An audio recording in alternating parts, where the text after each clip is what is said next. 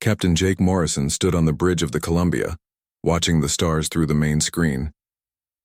His ship had been traveling through deep space for 3 months now, mapping new systems and looking for planets that humans could live on.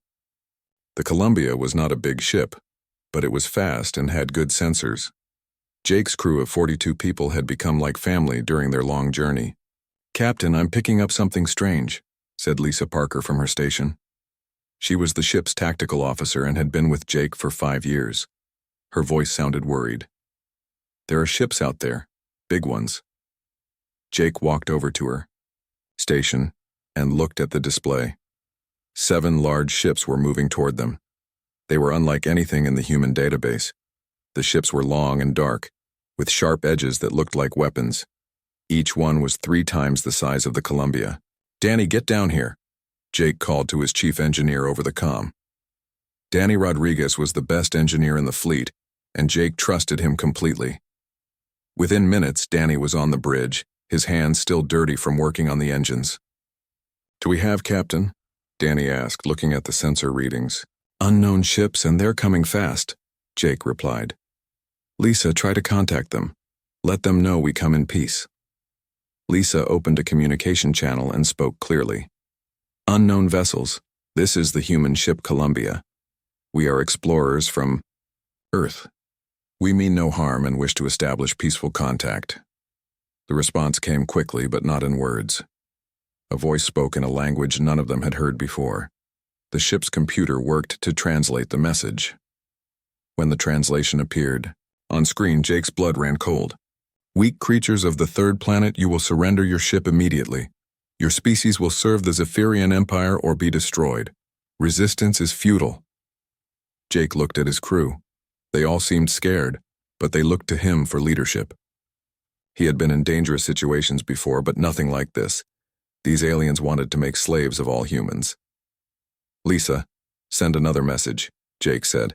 "Tell them we want to talk. Maybe we can work something out."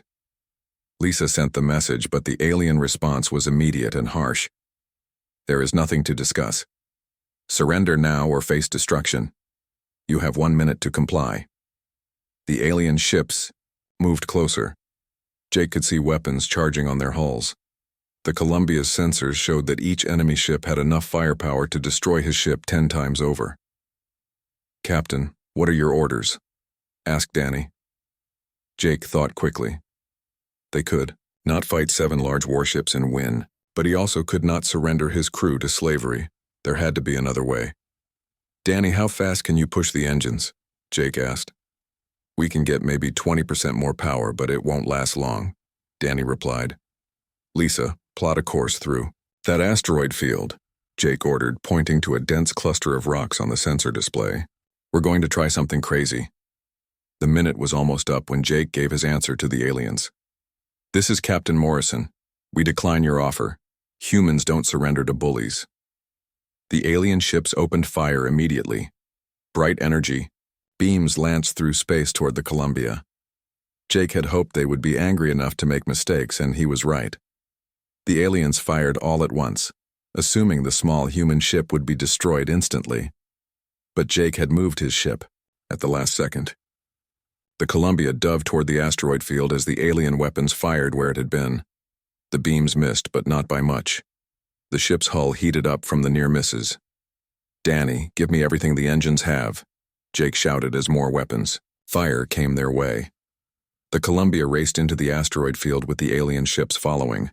The Zephyrians were confident they could catch the small human ship easily, but they had never faced humans before.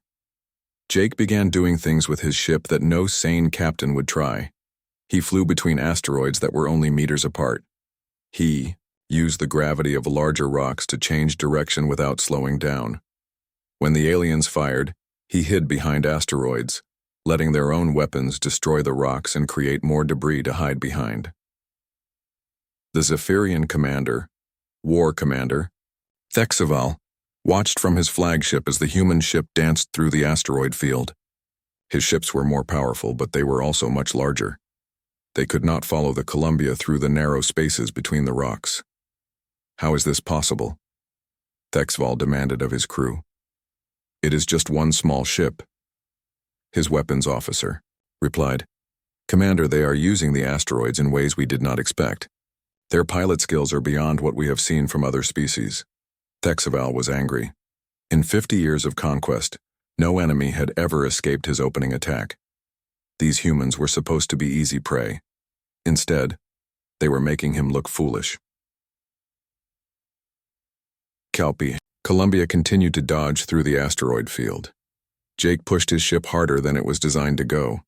Sparks flew from damaged systems, and the hull groaned under the stress, but they were still alive. "Captain, I'm reading massive damage to their lead ship," Lisa reported. "One of our moves caused them to crash into a large asteroid." Jake smiled grimly. The aliens were so focused on catching the Columbia that they were not watching where they were going. Their size and power meant nothing if they could not use them properly. After 2 hours of cat and mouse through the asteroid field, Jake saw his chance. A gap in the rocks led to open space on the far side of the field. If they could reach it, they might escape. "Hold on, everyone," Jake called out as he pushed the ship toward the gap. The Columbia shot out of the asteroid field and into clear space. Behind them, the alien ships were still trying to navigate through the rocks. Jake had bought them time, but not much. "Danny, how are the engines holding up?" Jake asked. "They're at 90% capacity, but we've lost some systems. We can make it home, but just barely," Danny replied. Jake nodded and set course for Earth. The Columbia limped away from the asteroid field, carrying the most important news in human history.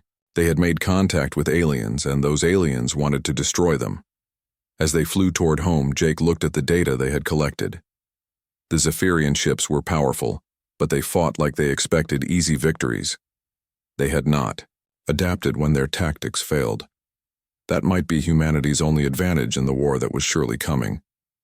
The Columbia disappeared into hyperspace, racing to warn Earth that humanity was no longer alone in the universe, and that their new neighbors wanted them dead or enslaved. The emergency meeting room at Earth Defense Command was packed with people. Admiral Ben Carter sat at the head of the long table, his face hard as stone. Around him were the most important military leaders on Earth. General Amy Walsh commanded ground forces. Admiral Steve Brooks ran the space fleet. They had all listened to Captain Jake Morrison's report 3 times, and the news was bad. "So they want us to surrender or die," Admiral Carter said. "And they have ships that make ours look like toys." Jake nodded. "Yes, sir. But they fight stupid. They think they're so strong that they don't need to be smart. That might help us." "General," Walsh leaned forward. "How many ships do they have?" "We saw 7 in their first group," Jake replied. "But their commander called it a scouting force. The real fleet is probably much bigger." Admiral Brooks pulled up star maps on the main screen. "Our colonies are spread across 12 systems. We can't protect them all if they attack everywhere at once." "Then we don't try to protect everything," Admiral Carter said. "We pick our battles and make them pay for every victory." The Admiral turned to Commander Rick Hayes, a young officer known for his strategic thinking. "Rick, I want you to study everything we know about these Zephyrians. Find their weaknesses." "Commander." Hayes nodded. "I'll get started right away, sir." Admiral Carter looked around the room.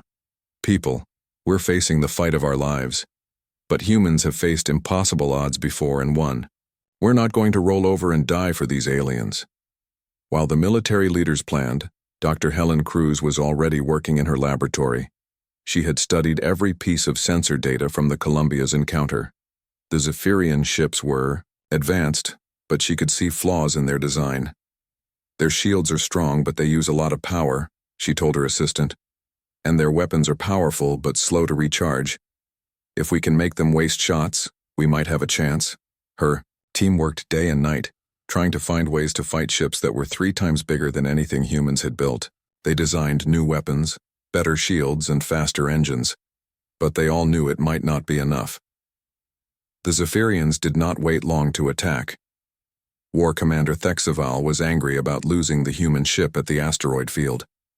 He decided to teach these new aliens a lesson they would never forget. The mining colony on Kepler 442b was home to 2,000 humans. They dug rare metals from the rocky planet and sent them back to Earth.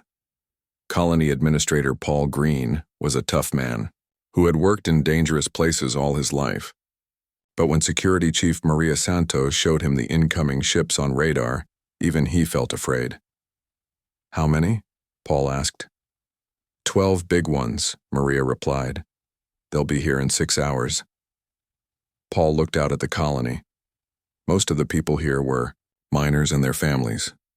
They had some security guards and a few old defense guns, but nothing that could stop a real military attack. "Send word to Earth," Paul said. "Tell them what's happening, then get everyone ready to fight." Maria stared at him. "Paul, we can't fight 12 warships. We should evacuate." "Where would we go?" Paul asked. "They'll just hunt us down. At least here we know the ground." The colonists worked quickly to prepare defenses. They turned mining equipment into weapons. The big drilling machines became missile launchers. The ore haulers became mobile gun platforms. The underground tunnels became hiding places and supply routes. When the Zephyrian ships arrived, they expected to find scared humans begging for mercy. Instead, they found a colony ready for war. War Commander Thexval sent a message to the colony. "Humans of this world, you will surrender immediately. Those who cooperate will be spared. Those who resist will die." Paul Green's reply was short and clear. "Come and take it." The alien ships began bombing the colony from orbit, but the humans had prepared for this. Most of the important buildings were underground or protected by thick metal shields. The bombs destroyed some surface structures, but the colony kept fighting. Then the Zephyrians sent down ground troops. 1,000 alien soldiers landed in dropships, expecting to crush the human defenders quickly. They had fought many battles and conquered many worlds. These humans should be no different. But the humans fought like wild animals. They used the mining tunnels to attack from unexpected directions. They set traps using explosives meant for breaking rocks. They turned the industrial machinery into weapons of war.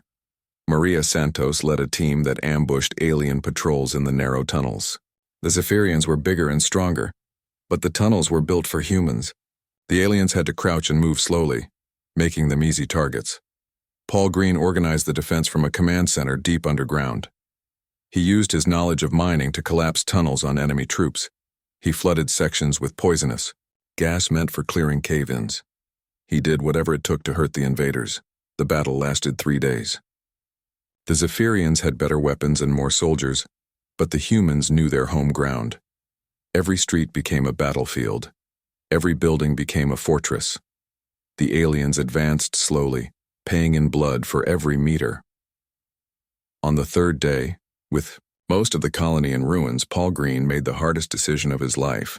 The remaining defenders were running out of ammunition and food. More alien ships were coming. It was time to surrender or die. But instead of giving up, Paul triggered the final trap. The humans had rigged the entire mining operation to explode. When the charges went off, they took out half the remaining alien ground force and destroyed 3 of their ships that were too close to the surface. War Commander Thexval stood in the smoking ruins of the colony. He had won, but the victory felt hollow. His forces had suffered more casualties taking this one small mining colony than they usually lost conquering entire star systems. "Commander," his aide said, "we have reports from other battles. The humans are fighting the same way everywhere. They refuse to surrender even when defeat is certain." Thexval looked at the destroyed colony. These humans were different from any species he had fought before. They did not fight for honor or glory. They fought to hurt their enemies as much as possible before they died. For the first time in his career, War Commander Thexval began to wonder if this conquest would be worth the cost. The humans were weak individually, but they seemed to make up for it with pure stubborn rage. He did not know that this was only the beginning. Earth had received word of the attack, and the human response was already being prepared. The real war was about to start. Supreme War Leader Kethamor stood in his command chamber, watching reports from across the galaxy. The Zephyrian Empire stretched across 100 star systems, built on the bones of conquered worlds. But now his commanders were bringing him disturbing news about these new creatures called humans. "The mining colony cost us 3 ships and 800 soldiers," War Commander Thexval reported. for a settlement of 2,000 civilians. Kethmore's 4 eyes narrowed.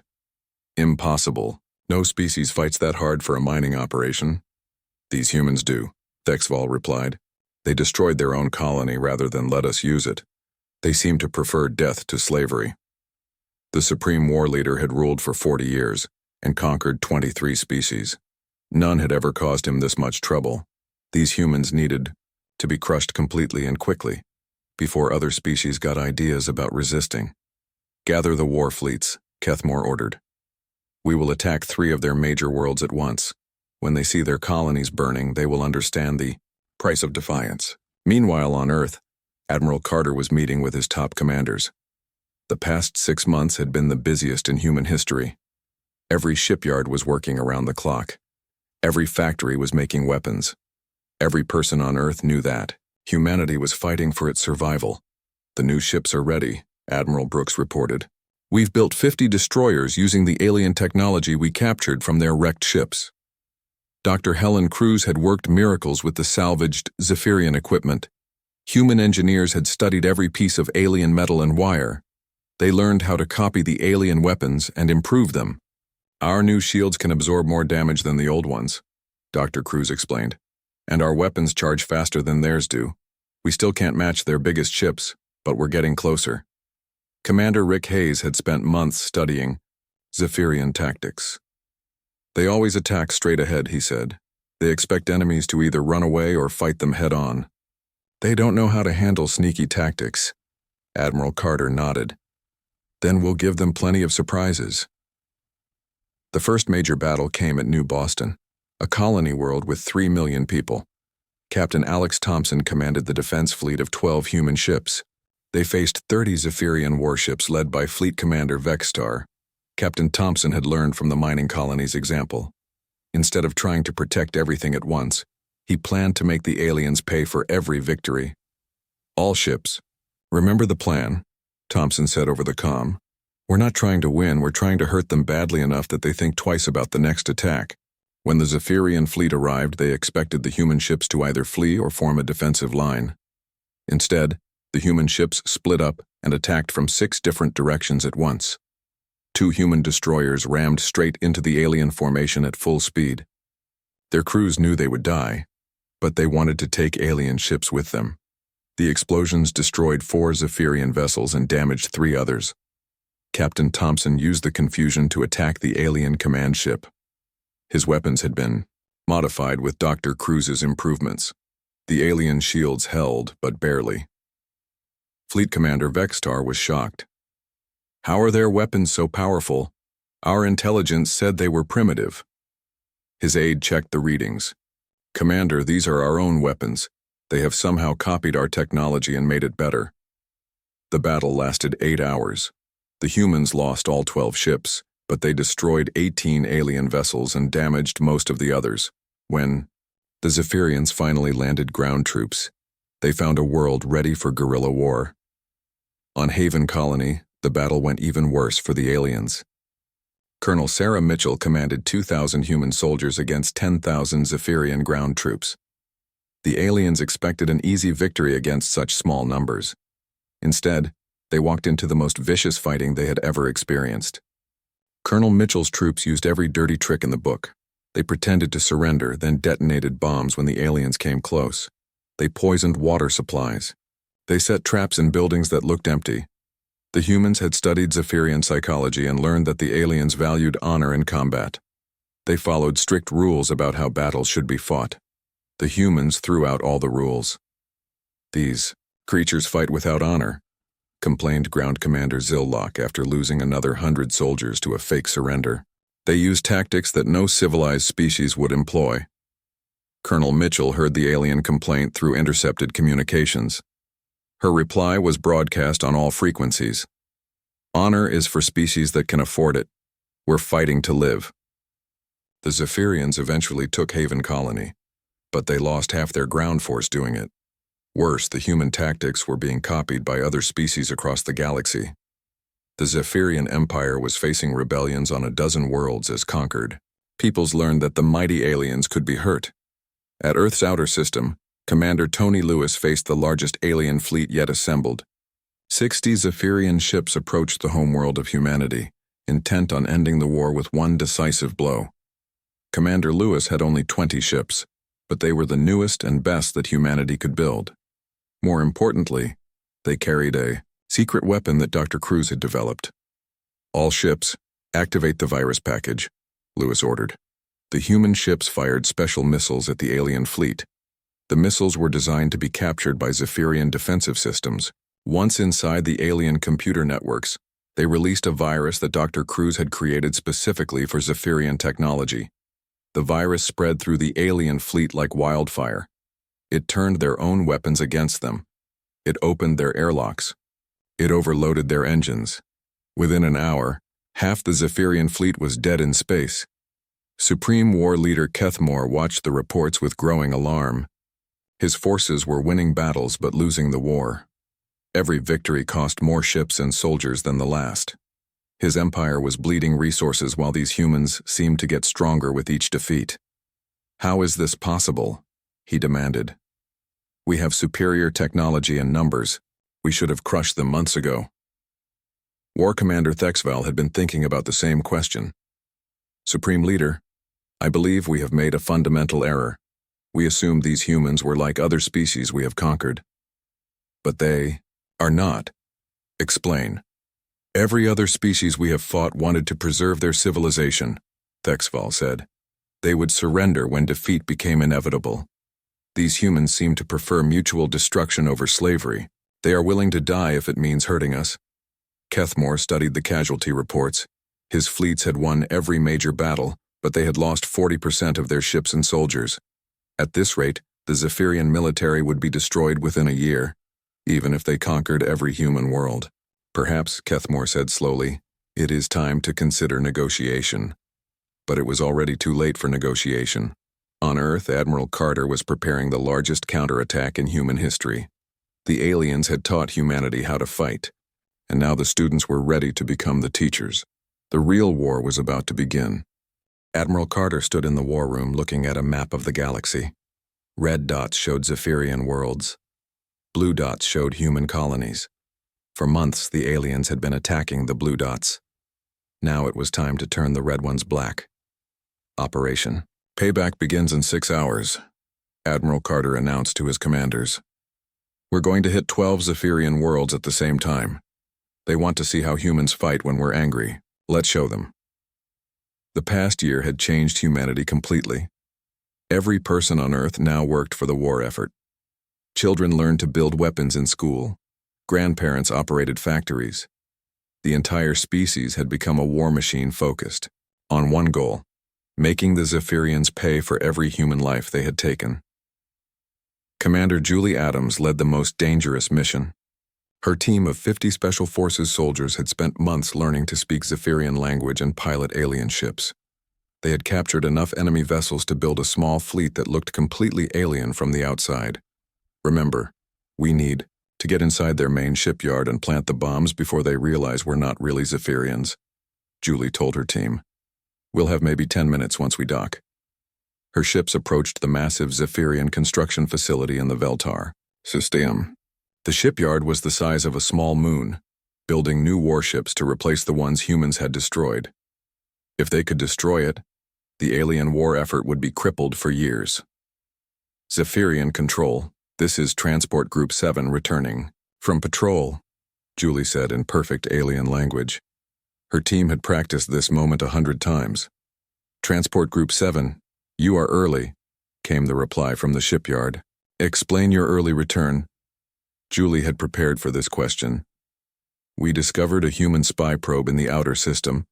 We destroyed it but decided to return immediately to report the intrusion." There was a pause. Julie held her breath, knowing that discovery meant certain death for her entire team. "Confirmed, Transport Group 7. Proceed to Docking Bay 12 for debriefing."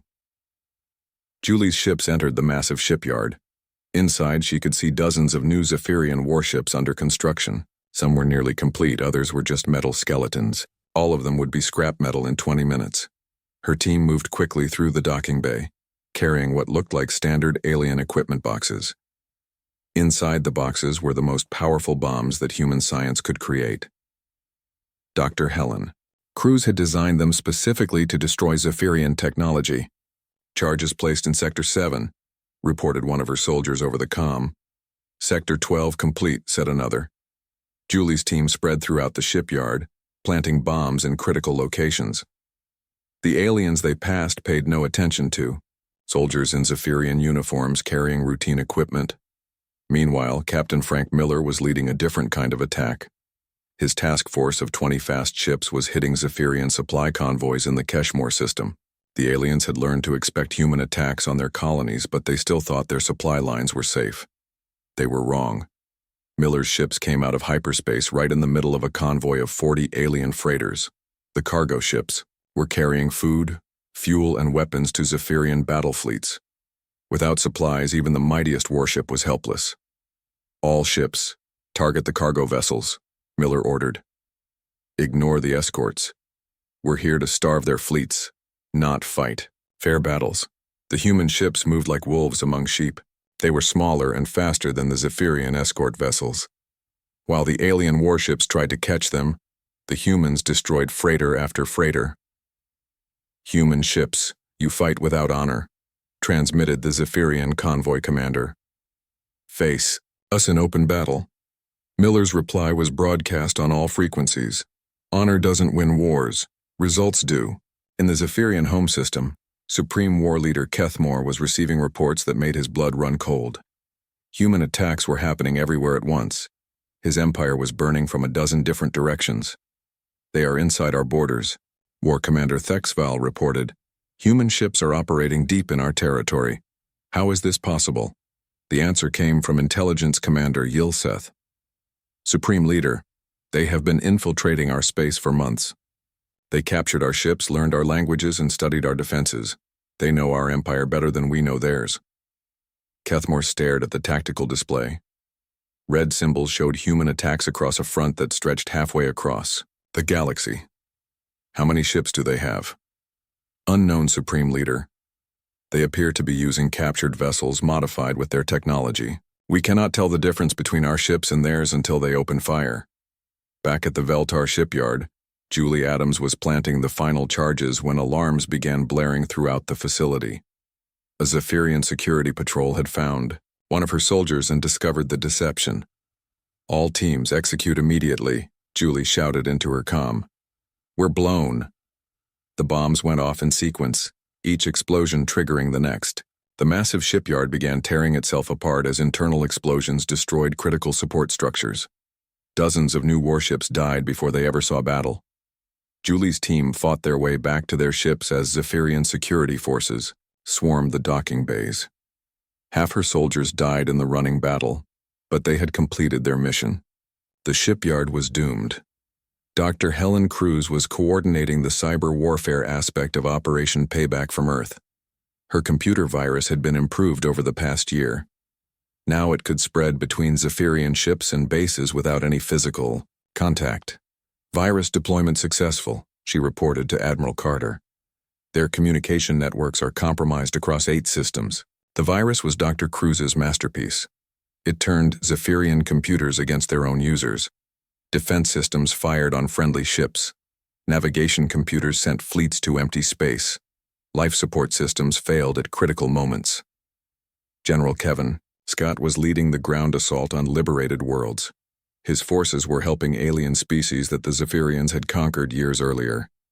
The former slaves were eager to fight their former masters. The Veclon people have joined our cause, Scott reported. They're providing intelligence on Zephyrian ground defenses. The Tilmar species is sharing their knowledge of alien supply routes. For the first time in their history, the Zephyrian Empire was facing rebellion on multiple fronts. Species that had been enslaved for decades were rising up, inspired by human resistance tactics. Admiral Carter watched the reports flowing in from across the galaxy. Operation Payback was succeeding beyond his wildest hopes, but he knew the hardest part was still to come. Prepare the main fleet, he ordered. It's time to take this war to their homeworld. Supreme War Leader Kethmore stood in his command center, surrounded by displays showing the collapse of his empire. Human attacks had destroyed 30% of his military infrastructure in a single day. Rebellions were spreading to every conquered world. Supreme Leader, HFY said quietly, perhaps it is time to consider surrender. Kethmore turned to his oldest commander with fury in his eyes. The Zephyrian Empire does not surrender. Then we will die, HFY replied. These humans have shown us something we never believed possible. They fight harder when they are losing than when they are winning. Every defeat makes them stronger. As if to prove his point, new reports arrived showing human fleets massing for an attack on the Zephyrian home system. The humans were no longer defending their colonies. They were coming to finish what the aliens had started. The final battle was about to begin. The largest fleet in human history gathered at the edge of the Zephyrian home system. 200 ships carrying the hopes of every human colony floated in formation around the flagship Defiance. Admiral Carter stood on the bridge of his command ship, looking at the enemy homeworld that had never been touched by war. Captain Nicole Brown commanded the Defiance with the skill that had made her a legend among human pilots. She had fought in every major battle of the war and survived when most others had died. Now she would lead humanity's final assault. All ships report ready for battle, Captain Brown announced. Enemy fleet detected. 150 ships, defending their homeworld.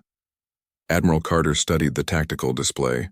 The Zephyrians had pulled back every ship they could find to defend their capital world. It would be the biggest space battle in galactic history. Send the message, Admiral Carter ordered. Captain Brown opened communications to the Zephyrian fleet.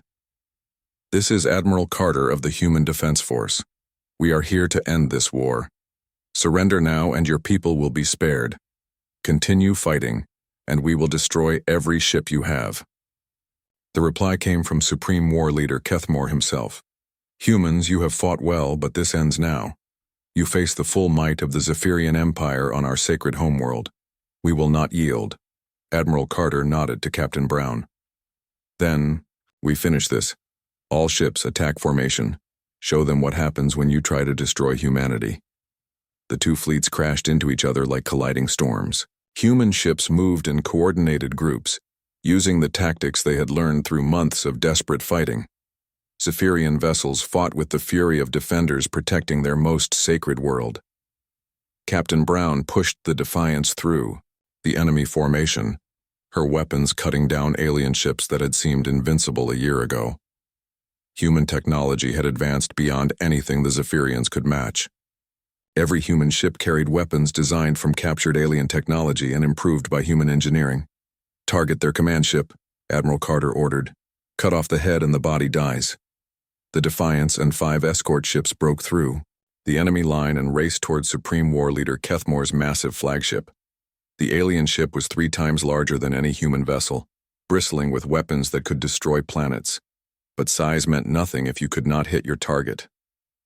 Captain Brown flew the Defiance like a fighter pilot, dodging between the massive weapon beams while her own guns hammered the alien shields.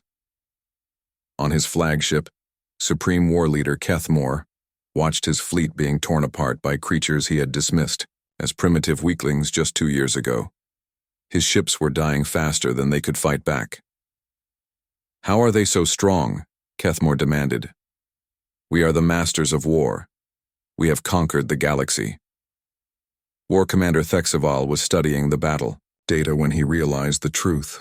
Supreme Leader, they are not fighting like any species we have faced before. Every ship fights as if the survival of their entire race depends on this one battle. All species fight for survival, Kethmore replied. No, HFY said quietly. All species fight to avoid defeat. These humans fight to destroy their enemies completely. There is a difference. The battle raged for 6 hours. Human ships used suicide runs, coordinated swarm attacks, and weapons that turned Zephyrian technology against itself. They fought with a desperation that the aliens had never encountered from any enemy. Captain Brown brought the Defiance alongside the Zephyrian flagship. Her ship was damaged and burning, but her weapons were still working.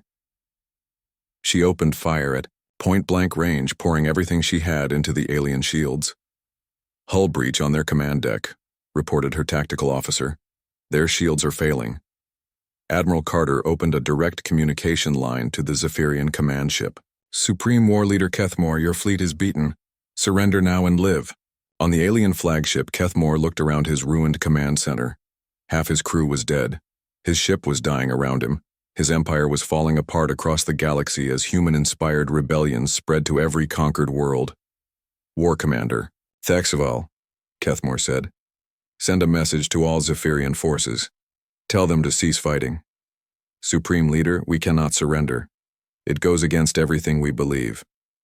Kethmore looked at the tactical display showing his fleet being destroyed, ship by ship. We thought these humans were weak because they offered mercy when they first met us. We were wrong. They offered mercy because they are strong. When we refused that mercy, they became something we could not defeat. The Zephyrian flagship's weapons stopped firing.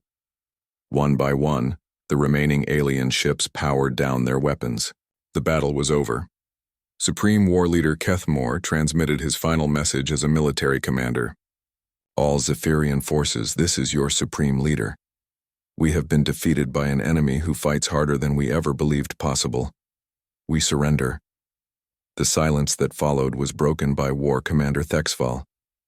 Supreme Leader, what will happen to our empire now? Kethmore looked out at the human fleet surrounding his homeworld. That depends on whether these humans are as merciful in victory as they were terrible in war. Admiral Carter received the surrender and ordered all human ships to cease fire.